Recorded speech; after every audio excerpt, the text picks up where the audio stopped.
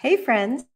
Welcome to Dishing on Divorce Tuesday edition on WGSN-DB Going Solo Network radio, podcasts, and TV.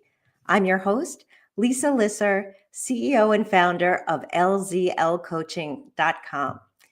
My firm is a boutique coaching firm focused on divorce, relationships, and life transitions. I'm also a divorced mom of 3 now grown kids, a recovering attorney, a Jewish educator and spiritual counselor, and a divorce coach who is committed to transforming the divorce experience for everyone involved. Divorce finances may be the most intimidating part of the divorce process. How will I support myself? Where will I live? Do I have to leave the house? What about college for my kids? How will I afford it? Many non-moneyed spouses, as the non-earners are often called, have no experience managing their own finance, and they haven't done it for years. It can be terrifying. Today's guest is an expert at supporting people through that devastating process. We're calling today Divorce Financial Frenzy Solved, Know When to Call the Financial Specialist. And today's financial specialist is Rosalia Labate, CPA, CDFA, CVA, MAFF, which I'm not sure what those last two are. She specializes in financial forensics and business valuations. She's trained as a mediator and collaborative professional, and her practice is largely focused on divorce matters, serving the greater tri-state area with offices in Garden City and Manhattan. Rosalia is a court-appointed neutral financial expert and has been engaged as a financial neutral and consultant, as well as engaged for litigation support. She is a member of every one of the organizations that support CPAs, CDFAs, and other committees. And ultimately, I want to share that she gets it. Rosalia understands that overwhelm that clients experience, and she helps her clients walk through, identify, and acknowledge both their financial strengths and their financial weaknesses. And she sets her clients up for success for the next chapter of their lives. Welcome, Rosalia. Oh, thank you so much for that wonderful introduction, Lisa. I'm so glad to be here. I'm so glad that you're here as well. You have so much to share with my clients who really feel, adrift. They don't know what's going to happen next. And that's why they need to recognize that calling the CDFA or the forensic CPA, which you are, may be the first step in their process. So welcome, and tell us a little bit about you and how you got into this business. So when I was going through my own divorce, my attorney suggested I hire a CDFA, which, strange as it sounds, the CDFA ended up hiring me. And I just took off with it. It's absolutely wonderful. And then I got into getting credentialed in financial forensics as well as business valuations. I pride myself in being a one-stop shop for when you're getting divorced. And so you're working with me from the beginning to the end. Amazing. So tell us a little bit more, because you laughed it off, but you said that the CDFA that you hired ultimately hired you back. So how did that happen? And what did she see that the rest of us are going to see? I think, it's interesting. She saw, I think, that I was engaged. I had been a CPA. I was a stay-at-home mom for several years. And she saw that I had, I guess an acumen for numbers. And our world, as you know, is very small. And a lot of we experience a lot of the same things. There is this tremendous upheaval. And I've seen my clients cry. I've seen my clients get frustrated. I've seen my clients get angry. And we all experience it. I have yet to meet anyone who hasn't. So there's almost like a camaraderie, if you will, there. So, Yeah. and now standing on the other side, you can be, I think it gives me additional tools to be that much more effective for my clients. Yeah. No, I think that I hear you, and I know that my clients feel the same when they look at me as someone who experienced divorce as well and reinvented herself, right? Because you sort of feel like it's a black hole. You don't know what you're going to have to do versus what you want to do versus will you be able to do any of it? Because if you were a stay-at-home mom, which is what I also did for a while after I practiced law, you feel like you don't have the tools anymore. You're not sure that you are as sharp as you once were. You feel like you have mommy brain. You don't know, you don't remember who you were when you were in your power. And that's what I do for my clients. I help them remember who they are inside. And it sounds like that's what you do too. So how do you do that from like a numbers perspective?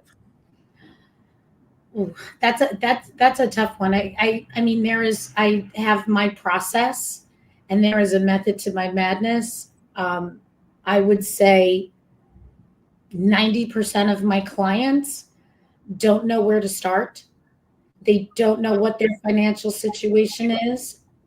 A lot of times they weren't controlling the finances. Everyone had their role. And, and that was good. Your partners, everyone was supposed to have a role.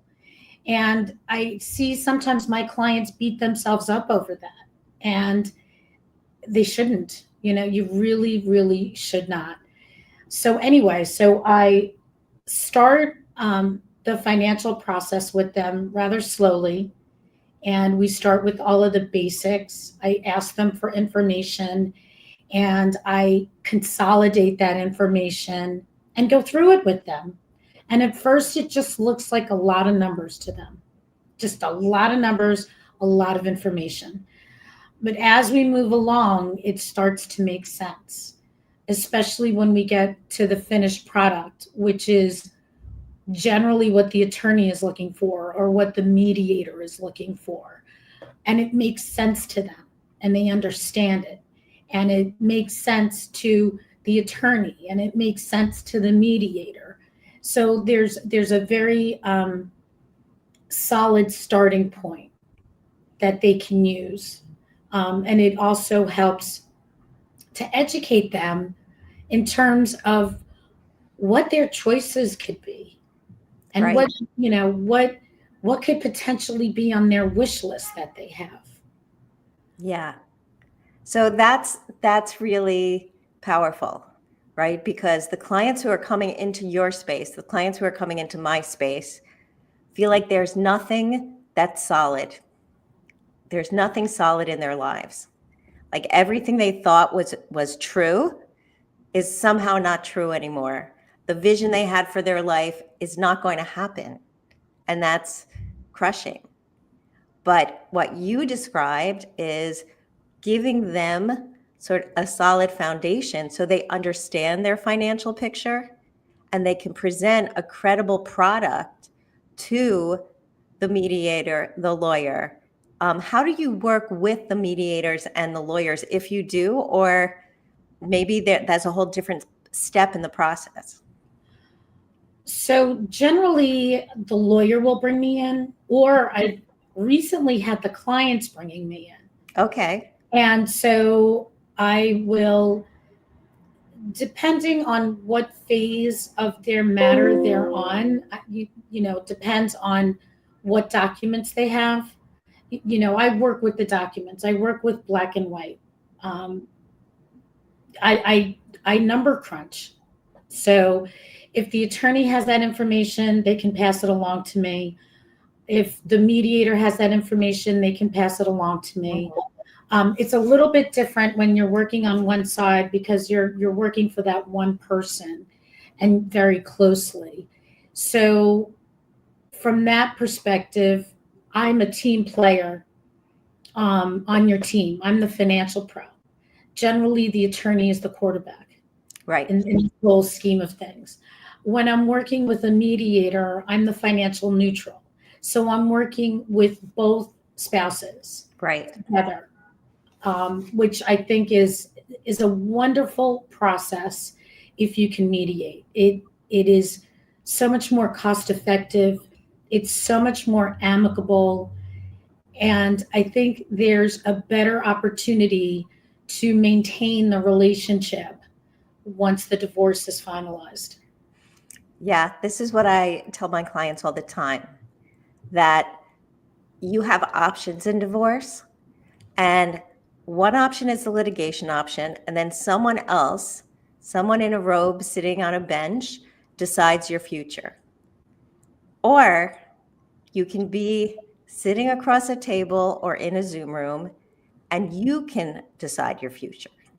When you're working through mediation, the parties are the ones who make the decisions. So sometimes people don't realize it when they're in a mediation, but they don't have to agree to anything, but they also don't have to withhold agreeing to anything, because that doesn't help them, right? If they're being obstreperous just to be difficult, that doesn't help their case, either in litigation or mediation. But in mediation, it's more immediate. You see the results.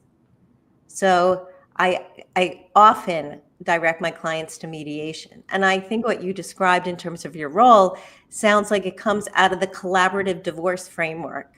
So am I right about that? Or, Yeah. tell us a little bit more about that. Yeah, very much so. Very much so. I mean, I've acted as the financial neutral, as I said, working for both sides.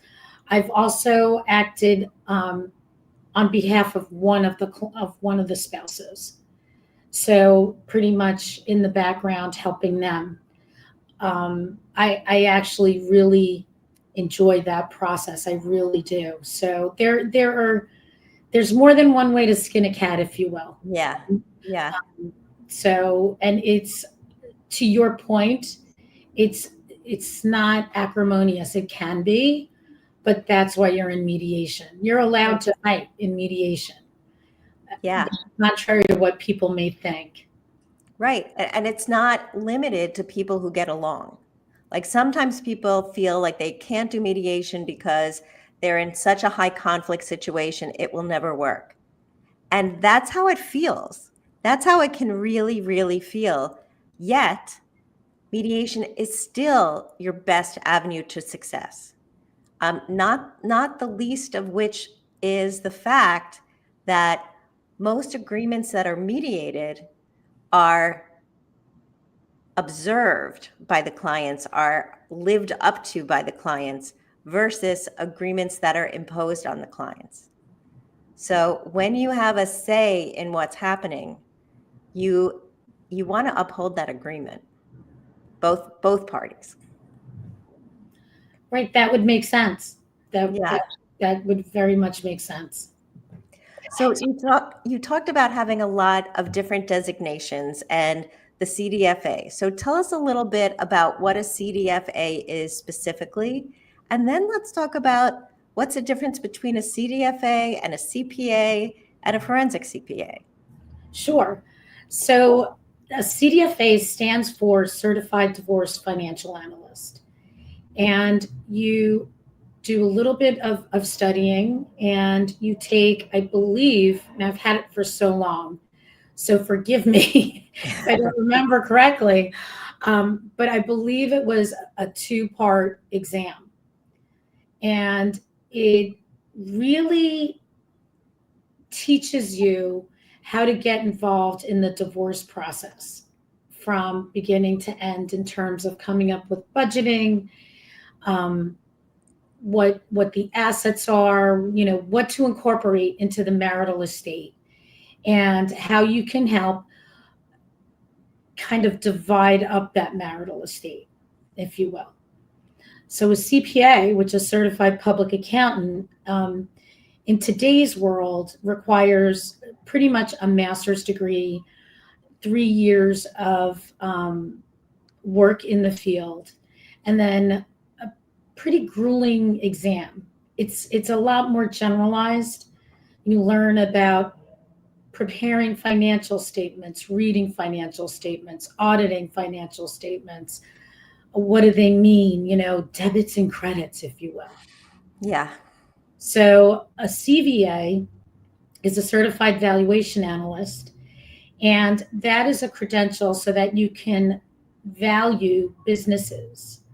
A lot of times in the divorce setting, there's a business that has to be valued. A lot of times there's a small business where one of the spouses is involved, but the other spouse isn't. It's a marital asset as well, and you're entitled to a piece of that asset. Mm-hmm. Then as far as the MAFF, that's the Master Analyst in Financial Forensics. Now, the difference between that and a CPA, so as I had said earlier, the CPA focuses on perhaps preparing tax returns, preparing those financial statements, maybe even auditing the financial statements, depending on the type of firm that you work for. I, as the financial forensic, will go in and review those tax returns. However, I will also be more interested in determining what's your lifestyle? What assets do you have? What income is available for support purposes? I also can go to court and testify on your behalf. Mm-hmm. Most CPAs do not go to court to testify. So I hope that explains a little bit what some of the differences are. Yeah, I think that you've made it clear that different certifications or accreditations are about different skill sets, and you've acquired multiple certifications so that you can really be the best asset to your client. So they may not know that they need a forensic. They may think that everything is clear and right in front of you in the tax return, but I'm imagining a forensic's eyes are going to see what's missing and are going to see where is there a question? What doesn't look like it's correct? And that's what many clients need because they don't have access to all the financial information. Yeah, very much so. A tax return, while it shows information, as it relates to divorce, it's only a small piece of the information that you need. We lost you a little bit there. What was the last thing that you said? Well, although a tax return shows a lot of information, it generally is only a small piece of information that you need while you're going through the divorce. Got it. There are so many other documents as a forensic that I look at. Right. Okay. So let's take a quick break and we'll have a word from our sponsor. And then we'll talk more about the power of having a CDA, a CDFA, a CPA, everything that you are, Rosalia, on your team. So now it's time for a quick break.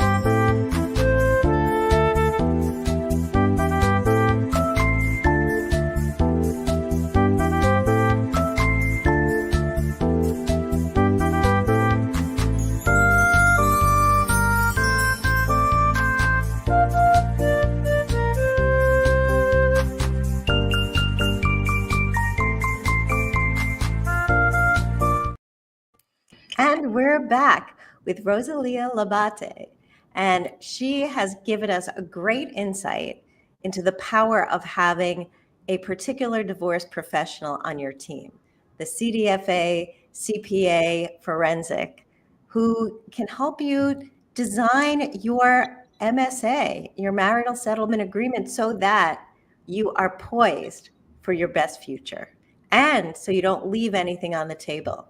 That's also part of what your eyes see that maybe an attorney is not so keyed into. So speaking of that, why do you think it's important to hire you first before the attorney? So the attorney will hand you a stack of papers and say, here you go, fill this out. While he's looking at court deadlines, he's filing papers, etc. I will work with you so that you have a clear and coherent document and you understand what it is you're filling out. And you can hand that right back to your attorney. It saves on legal fees and time. I mean, if you don't care about what your assets are or how much money you're going to receive, then you don't care about your financial matters. I have many clients that have no idea what their financial situation is. And so I think that what you're sharing is that we all, no matter what we think our finances are, we all can educate ourselves up. And perhaps the most effective way to start your divorce is educating yourself up about your financial picture. Precisely. So, so many of us don't really look at all of the financial ramifications. We don't ask the right questions. So you help our clients, my audience, figure out what the right questions are. And that also helps if we don't have all the information, that will help our attorney ask for the right things in the document request, which is part of discovery. And it all is part of building the whole picture. Because I wouldn't say that people don't care about their financial matters. I think they just don't know, right? And what they don't know, they're afraid of. So you help release some of that fear because you're giving them clarity. Yep, correct. And I mean, I've also, it's not to exclude, the financially educated spouse either, because there are things you'd be surprised that they don't know. There are, as you know, lots of nuances in Right. divorce world as well. Right. And the financially more sophisticated spouse, also needs to understand that regardless of what they think they know, divorce is something they're not an expert in. And so becoming an expert in what are your rights, but also your obligations, that's really important, and how they can move forward upholding their obligations, which will not put them in the poorhouse. Like there is this push and pull where clients who are the moneyed spouses don't want to give anything up because they have this fear of scarcity, where you can share with these clients that, look, this is what you are obligated to do. And even though you're obligated to do it, you're going to come out fine. You'll be more than fine. And sometimes they need those words in their ears in order to be able to come to the table with a more open mind. Well, I think from my perspective, it's more, this is what you have. Okay. And the attorney is really the one that presents, the obligation to the client and what something may or may not look like. I can help the client understand that. But just to be clear, we're not offering any legal advice. Right. I wasn't trying to say that. What I was just trying to say is that you can help clients learn how to see the whole picture and not to try to hold on to everything in the sandbox. Right. So Good point. that's really like the bottom line is you're getting divorced. You are going to have to split the assets in some way. Let's do it peacefully, as opposed to, circling the wagons. So that's what I hope people will see when they start working with you and say, oh, that pot is bigger than I thought it was. Oh, the tax ramifications will be different if I do it this way. So you can get creative. So I think that that's really important. What do you think are the top 5 things that people in divorce coming into your office need to know?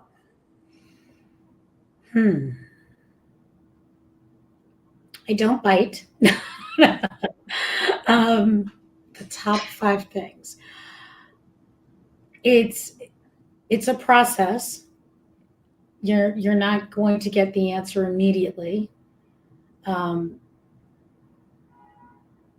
Let's see, number 2, try and keep an open mind.